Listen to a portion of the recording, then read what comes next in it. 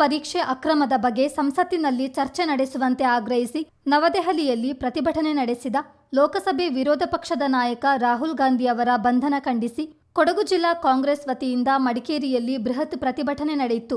ನಗರದ ಚೌಕಿ ವೃತ್ತದಲ್ಲಿ ಜಮಾಯಿಸಿದ ಪಕ್ಷದ ಮುಖಂಡರು ಹಾಗೂ ಕಾರ್ಯಕರ್ತರು ಪ್ರಧಾನಿ ಮೋದಿ ಹಾಗೂ ಕೇಂದ್ರ ಶಿಕ್ಷಣ ಸಚಿವ ಧರ್ಮೇಂದ್ರ ಪ್ರಧಾನ್ ವಿರುದ್ಧ ತೀವ್ರ ಆಕ್ರೋಶ ವ್ಯಕ್ತಪಡಿಸಿದರು.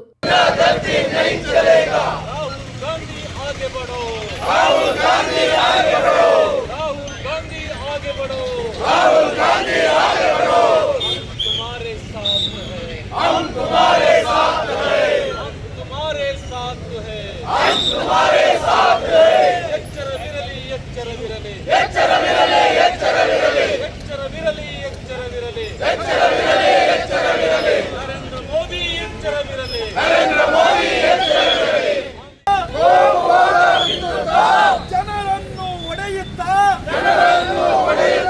ಅಧಿಕಾರದ ಗದ್ದುಗೆ ಏರಲು ಕೊಲ್ಲುವುದು ನಿಮ್ಮ ಇತಿಹಾಸ. ಅಂದುಕೊಂದಿರಿ ಗಾಂಧಿಯನ್ನು, ದೇಶದ ಪಿತಾಮಹನನ್ನು ಹೆಮ್ಮೆ ಪಟ್ಟಿರಿ. ಗಾಂಧಿಯ ಕೊಂದು ಹೆಮ್ಮೆ ಪಟ್ಟಿರಿ. ಎಂತಹ ಕ್ರೌರ್ಯ! ಓ ನನ್ನ ಬಂಧುಗಳೇ, ಒಮ್ಮೆ ದೇಶದ ಚರಿತ್ರೆ ನೋಡಿ. ಮತ್ತೆ ಕೊಂದಿರಿ ದಲಿತರನ್ನು, ಅಲ್ಲಿ ಇಲ್ಲಿ ಎಲ್ಲೆಲ್ಲೂ ದಲಿತರ ಮೇಲೆ. ಈ ವೇಳೆ ಸುದ್ದಿಗಾರರೊಂದಿಗೆ ಮಾತನಾಡಿದ ಕಾಂಗ್ರೆಸ್ ಜಿಲ್ಲಾಧ್ಯಕ್ಷ ಧರ್ಮಜ ಉತ್ತಪ್ಪ, ನೀಟ್ ಪರೀಕ್ಷೆಯ ಪ್ರಶ್ನೆ ಪತ್ರಿಕೆ ಸೋರಿಕೆ ಹಿನ್ನೆಲೆ ದೇಶಾದ್ಯಂತ ಪ್ರತಿಭಟನೆ ನಡೆಯುತ್ತಿದೆ. ಅದರಂತೆ ಪ್ರತಿಭಟನೆ ನಡೆಸಿದ ರಾಹುಲ್ ಗಾಂಧಿ, ವೇಣುಗೋಪಾಲ್, ಪ್ರಿಯಾಂಕ್ ಖರ್ಗೆ ಸೇರಿದಂತೆ ಹಲವು ನಾಯಕರನ್ನು ಬಂಧಿಸುವ ಮೂಲಕ ಬಿಜೆಪಿ ಸರ್ಕಾರ ಕ್ರಾಂತಿಕಾರಿ ಹೋರಾಟವನ್ನು ಹತ್ತಿಕ್ಕಲು ಪ್ರಯತ್ನಿಸುತ್ತಿದೆ ಎಂದು ಆರೋಪಿಸಿದರು. ಕಳೆದ 12 ವರ್ಷಗಳ ಆಡಳಿತದಲ್ಲಿ ಹಲವಾರು ಬಾರಿ ಪ್ರಶ್ನೆ ಪತ್ರಿಕೆಗಳು ಸೋರಿಕೆಯಾಗಿದ್ದು, ಅದರ ನೈತಿಕ ಹೊಣೆ ಹೊತ್ತು ಪ್ರಧಾನಿ ಮೋದಿ ಹಾಗೂ ಕೇಂದ್ರ ಶಿಕ್ಷಣ ಸಚಿವರು ರಾಜೀನಾಮೆ ನೀಡಬೇಕೆಂದು ಆಗ್ರಹಿಸಿದರು. ಸತೀಶ್ ಅವರು ಈಗ ಹಲವಾರು ಗಣ್ಯರು ಇದರ ಬಗ್ಗೆ ವಿರೋಧ ವ್ಯಕ್ತಪಡಿಸಿ ಹೋದಾಗ ಅವರನ್ನೆಲ್ಲ ಜೈಲಿಗೆ ಹಾಕುವ ಸಾಹಸವನ್ನು ಇವತ್ತು ಕೇಂದ್ರ ಸರ್ಕಾರ ಮಾಡಿದೆ. ಇದನ್ನು ಇವತ್ತು ದೇಶವ್ಯಾಪಿ ಕಾಂಗ್ರೆಸ್ ಸರ್ಕಾರ ಅಂತಲ್ಲ, ಕಾಂಗ್ರೆಸ್ ಕಾರ್ಯಕರ್ತರಂತಲ್ಲ, ಇಡೀ ದೇಶವ್ಯಾಪಿ ಸಾರ್ವಜನಿಕರು ಇವತ್ತು ಇದನ್ನು ಪ್ರತಿಭಟನೆ ಮಾಡುವಂಥ ಒಂದು ಹಂತಕ್ಕೆ ಇವತ್ತು ದೇಶ ಬಂದಿದೆ. ಆದರೆ ಯಾವುದೇ ರೀತಿಯ ಪ್ರತಿಭಟನೆ, ಯಾವುದೇ ರೀತಿಯ ಕ್ರಾಂತಿಕಾರಿ ಬೆಳವಣಿಗೆ ನಡೆದ್ರು ಅದನ್ನು ಹತ್ತಿಕ್ಕುವಂಥ ಕೆಲಸವನ್ನು ಇವತ್ತು ಕೇಂದ್ರದ ಬಿಜೆಪಿ ಸರ್ಕಾರ ಮಾಡ್ತಿದೆ. ಆದ್ದರಿಂದ ಇದರ ವಿಚಾರವಾಗಿ ಇವತ್ತು ದೇಶದ ಪ್ರತಿ ಜಿಲ್ಲಾ ಮಟ್ಟಗಳಲ್ಲಿ, ರಾಜ್ಯ ಮಟ್ಟಗಳಲ್ಲಿ, ಹೋಬಳಿ ಮಟ್ಟಗಳಲ್ಲಿ ಇವತ್ತು ಕ್ರಾಂತಿಕಾರಿಯಾಗಿ ಇವತ್ತು ಈ ಆಂದೋಲನ ಆಗಬೇಕು. ಇವತ್ತು ಈ ದೇಶದ ವಿದ್ಯಾರ್ಥಿಗಳಿಗೆ ಆಗಿದಂಥ ನಷ್ಟ, ಇದರಲ್ಲಿ ಎಷ್ಟೋ ವಿದ್ಯಾರ್ಥಿಗಳು ಆತ್ಮಹತ್ಯೆ ಮಾಡಿಕೊಂಡ್ರು, ಎಷ್ಟೋ ಜೀವನ ಅವರ ಭವಿಷ್ಯ ಹಾಳಾಯಿತು. ಯಾಕೆಂದರೆ ಯಾರೆಲ್ಲ ಉತ್ತೀರ್ಣ ಆದರೂ ಅವರು ಅನುತ್ತೀರ್ಣ ಆಗ್ತಾರೆ, ಅನುತ್ತೀರ್ಣ ಅವರು ಉತ್ತೀರ್ಣ ಆಗ್ತದೆ. ಯಾಕೆಂದರೆ ಒಂದು ಪರೀಕ್ಷೆಗೆ ತಯಾರಾಗುವುದು ಸುಲಭದ ಮಾತಲ್ಲ. ಇಂಥ ಒಂದು ವ್ಯವಸ್ಥೆಯಲ್ಲಿ ಕಳೆದ 12 ವರ್ಷಗಳಿಂದ ಸುಮಾರು 84 ಈ ಥರದ ಪರೀಕ್ಷೆಗಳು ನಡೆದಾಗ ಇದರಲ್ಲಿ ಹಲವಾರು ಪ್ರಶ್ನೆ ಪತ್ರಿಕೆಗಳು ಸೋರಿಕೆಯಾಗಿ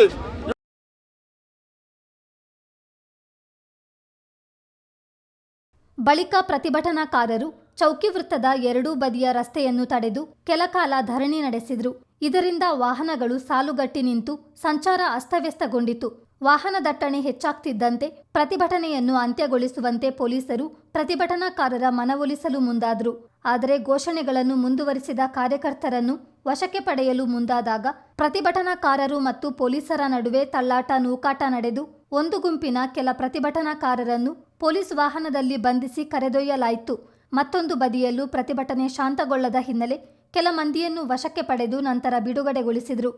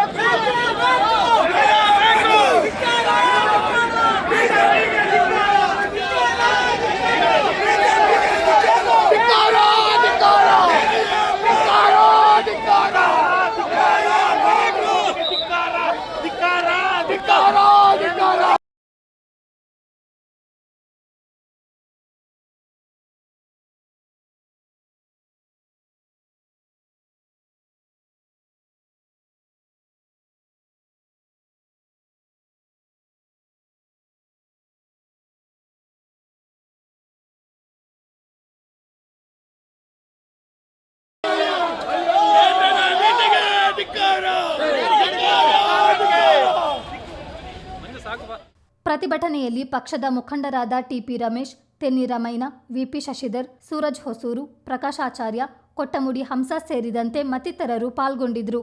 ಚಿತ್ತಾರ ನ್ಯೂಸ್, ಮಡಿಕೇರಿ.